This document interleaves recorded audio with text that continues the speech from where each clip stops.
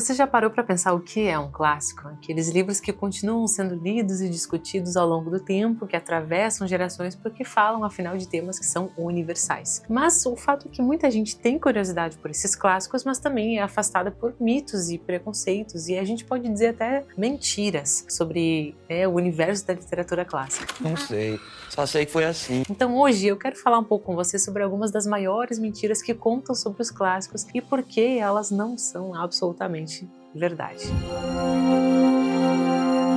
Vamos começar com a nossa primeira mentira. Os clássicos são só para pessoas muito inteligentes. Essa é uma mentira que muitas pessoas aí carregam como se fosse uma verdade. Vejam que, por que isso não é verdade? Muitos clássicos, eles foram escritos para entreter um público da época que não era acadêmico, que era realmente pessoas simples, povo. Vários autores publicavam, inclusive, jornais, folhetins populares, ou apresentavam suas peças de teatro para um público que era desde as classes mais baixas até as classes mais altas. Então, a gente pode ter certeza que os clássicos não são só para pessoas que estudaram muito, que são muito inteligentes ou muito eruditas. Muito pelo contrário. A gente pode, inclusive, pensar em alguns exemplos. A gente pode pensar em O Conde de Monte Cristo, do Alexandre Dumas, que é um livro aí muito acessível, embora bastante grande, mas muito acessível, com uma linguagem muito acessível, e que foi publicado em folhetins para um grande público na época e foi um sucesso absoluto. Uma história aí cheia de vingança e muitas reviravoltas. Outro bom exemplo é Oliver Twist, do Charles Dickens, que também foi um enorme sucesso popular na Inglaterra e que é uma leitura muito acessível até hoje. E, por que não, Don Quixote, do Miguel de Cervantes, que é um livro que foi um sucesso absoluto em toda a Espanha, um livro cheio de humor, de situações absurdas e que, de fato, é uma leitura que parece difícil pelo tamanho, mas que é muito mais acessível. Vejam que os clássicos, eles não exigem que nós sejamos gênios. O leitor não precisa ser um gênio para entender. O que precisa, sim, é ter muita curiosidade e disposição para entrar naquela história com tudo. Aí sim a gente consegue aproveitar de fato aquela leitura. A segunda mentira que a gente escuta muito por aí é que os clássicos sempre são difíceis. Eu não vou ler um clássico porque ele é uma leitura muito difícil. É um fato que alguns sim são mais complexos, que alguns têm uma linguagem mais antiga, mas muitos clássicos são extremamente acessíveis e têm uma linguagem muito fácil de ler, muito acessível. Então vejam que a dificuldade de alguns clássicos ela costuma ser muito mais medo do que realidade propriamente. A gente pode começar citando um pequeno livrinho aí que é um sucesso absoluto, que é O Pequeno Príncipe, do Antoine de Saint-Exupéry, que, enfim, todo mundo já talvez tenha feito uma primeira leitura desse livro. Ele é tratado por muitos como um livro infantil, embora haja controvérsia sobre isso, mas é um livro que é simples e profundo ao mesmo tempo, e que sempre vai valer muito a pena a leitura. Outro exemplo é O Velho e o Mar, do Ernest Hemingway, que é um livro com uma linguagem extremamente direta, de fácil acesso, e que vai ser, inclusive, curtinho, né? Uma leitura bastante acessível. A gente pode citar também A Revolução dos Bichos, do George Orwell, ou aqui pelo clube a gente traduziu ele como A Fazenda Animal. Uma narrativa simples, muito alegórica e que é de fato bastante acessível. Então vejam que esse é um outro exemplo que vai nos trazer essa prova de que nem todos os clássicos são difíceis, como muitos imaginam. Sem citar aí,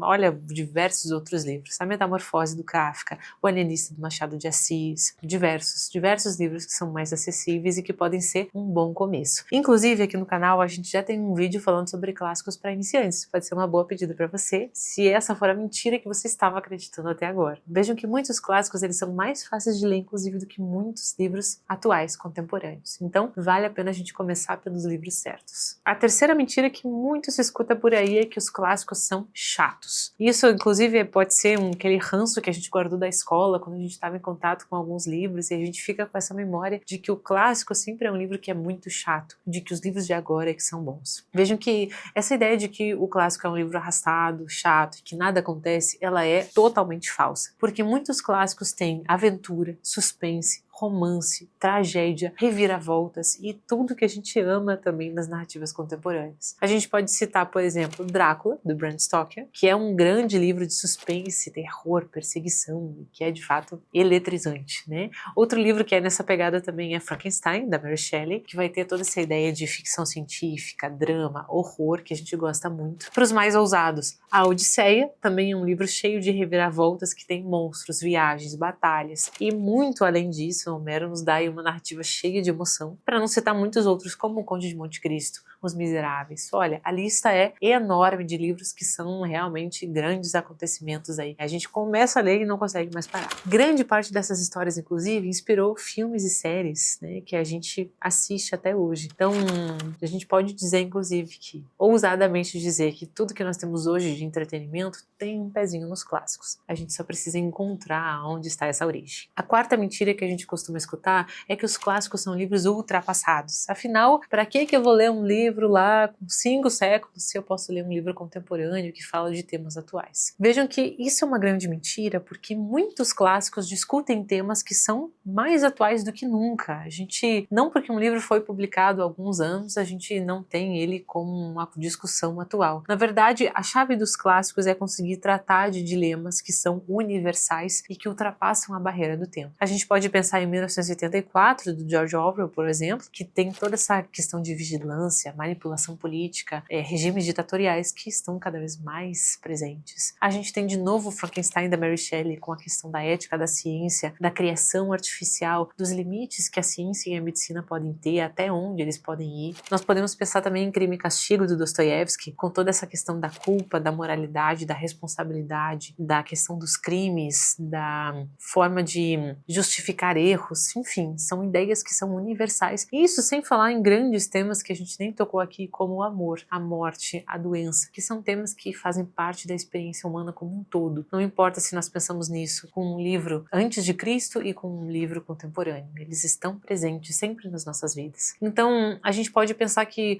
os cenários eles podem até ser antigos, a gente pode ter até um ambiente histórico diferente, mas os conflitos humanos, afinal, são os mesmos, né? Nós continuamos seres humanos e compartilhamos muitos dilemas, muitos e muitos dilemas. E como se popularizou aquela frase das redes sociais, né? Nenhuma experiência é individual. Acho que a literatura nos comprova bastante bem isso. Agora, a gente vai pensar numa quinta mentira, que é a seguinte: clássicos sempre são muito longos e difíceis de terminar. Bom, isso tem uma parte de verdade, talvez na parte dos longos, porque a gente tem, de fato, clássicos que são bastante longos. A gente pode pensar em Guerra e Paz, que é bastante grande, a gente pode pensar em Os Miseráveis, enfim. Mas a gente também tem muitos clássicos que são curtos, intensos e que podem ser inclusive lidos em um dia só. Vamos começar pensando na Metamorfose, do Kafka, que é uma narrativa aí potente do Gregor Samsa, e a gente pode acompanhar essa leitura aí em poucos dias, já finalizar, e é um grande livro que nos deixa aí muito impactados. Outra obra muito importante é A Morte de Ivan Ilitch, do Tolstói, uma obra inesquecível, todo mundo que lê esse livro não esquece jamais, e vai nos ajudar a pensar muito sobre o sentido da vida. A gente tem O Alienista, do Machado de Assis, que é também uma obra curtíssima, que nos ajuda a pensar sobre razão, loucura, né? Quem está louco de verdade,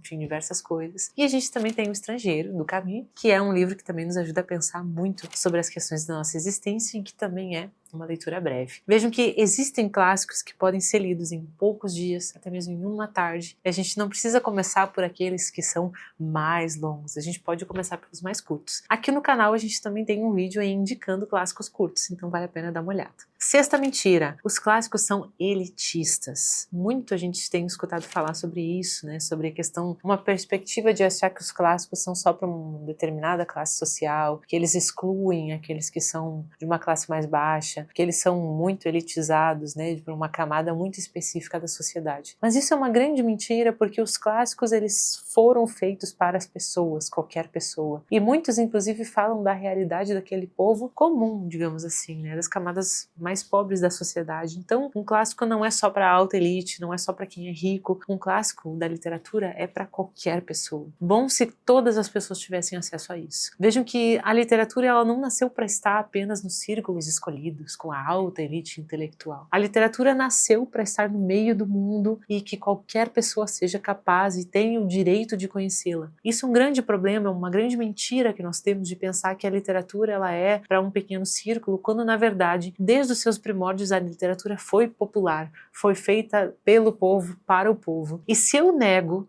a boa literatura para alguma classe mais baixa, eu estou negando algo essencial para ela, eu estou limitando ela no seu direito de ter acesso ao que de melhor já foi produzido na nossa humanidade em termos de qualidade literária. Vejam que quando nós, enfim, essa é uma conversa longa, eu não vou nem entrar muito nisso com vocês, mas eu quero que a gente pense que permitir que todas as pessoas tenham acesso aos clássicos é uma forma de fazer com que essa pessoa amplie o seu universo, amplie o seu mundo, a sua visão de mundo, tenha acesso a outras coisas, a outros horizontes que talvez ali na sua comunidade, na sua vida, no seu acesso ela não vai encontrar. A cultura nunca pode ser limitada, a cultura ela sempre precisa ser disseminada para todas as pessoas no mundo. É isso que nós precisamos fazer sempre, e eu acho que os clássicos têm um grande papel nisso. A gente pode pensar inclusive em alguns exemplos. Vejam que Os Miseráveis, do Victor Hugo, é um livro que trata justamente disso, de pessoas vulneráveis, de pobreza, de injustiça social, e é tão bom quando muitas pessoas têm o acesso e o direito de lê-lo, não é? A gente também pode pensar em Vidas Secas, do Graciliano, essa representação da realidade dura do sertão, e o quanto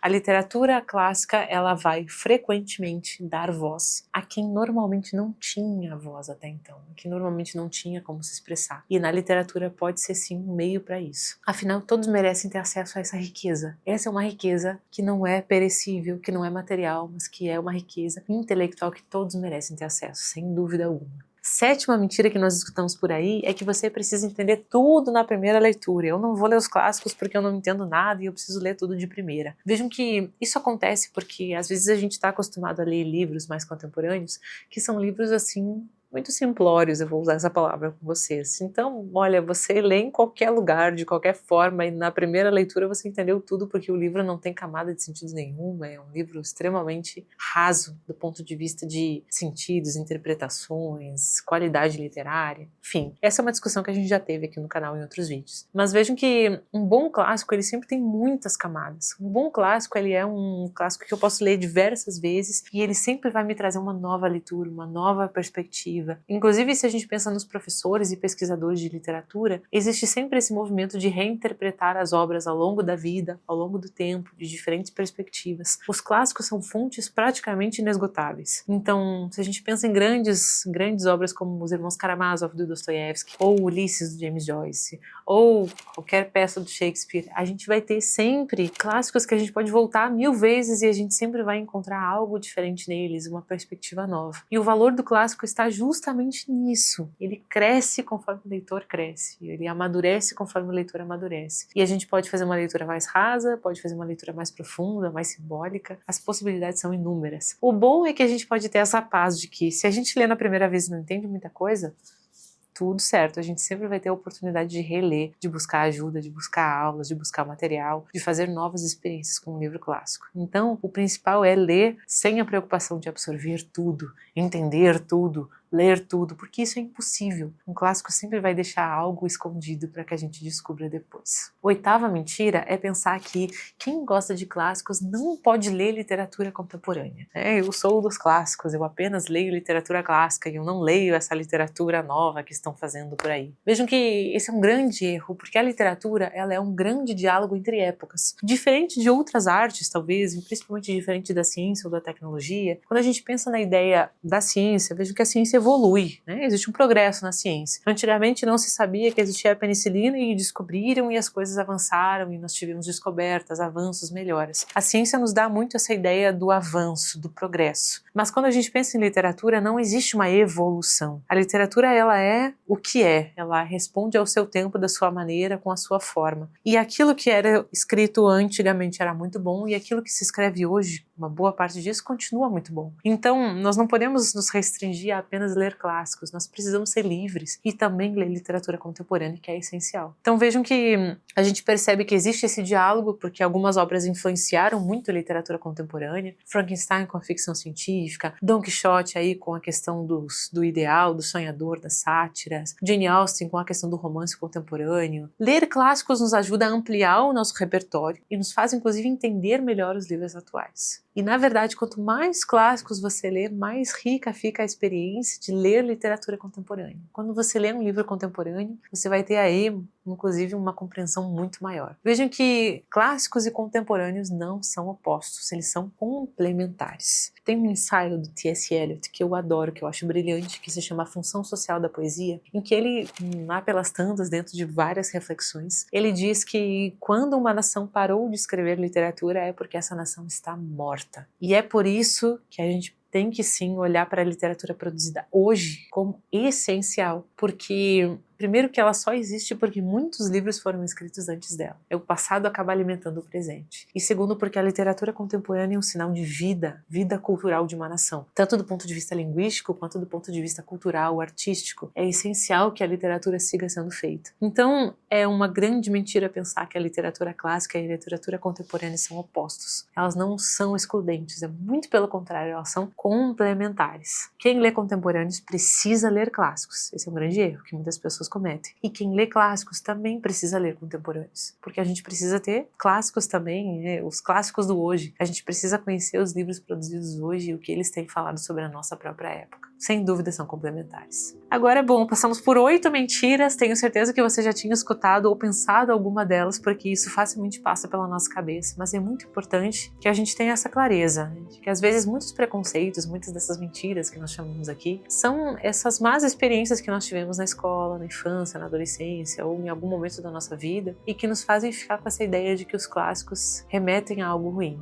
Mas quando nós lemos com liberdade, quando nós lemos no momento certo os livros que nos atraem, que nos interessam de verdade, quando nós fazemos essa experiência genuína, a gente percebe que os clássicos são histórias que são grandiosas e que revelam dilemas universais. E talvez a maior mentira sobre os clássicos seja que eles não são para você. Eu quero terminar esse vídeo com essa provocação. Se em algum momento você já pensou, os clássicos não são para mim, eu não vou conseguir ler um clássico, olha, tenha certeza que isso é a maior mentira de todas, porque os clássicos são para todos. Todos merecem ter essa experiência alguma vez na vida. E eles foram escritos para leitores como nós. E nós estamos aqui, então, vamos ter essa coragem de cada vez conhecer mais e ter mais experiências com a literatura clássica, porque sempre vale a pena. Agora o meu desafio é, se você gosta de clássicos, comenta aqui embaixo qual é a sua indicação. Se uma pessoa nunca leu um clássico na vida e quer começar a ler e não sabe por onde começar, por onde você recomendaria que ela começasse? Deixa aqui nos comentários a sua indicação como leitor e a gente vai ver aí quantos livros vão aparecer dessas boas experiências de leitura. Até a próxima!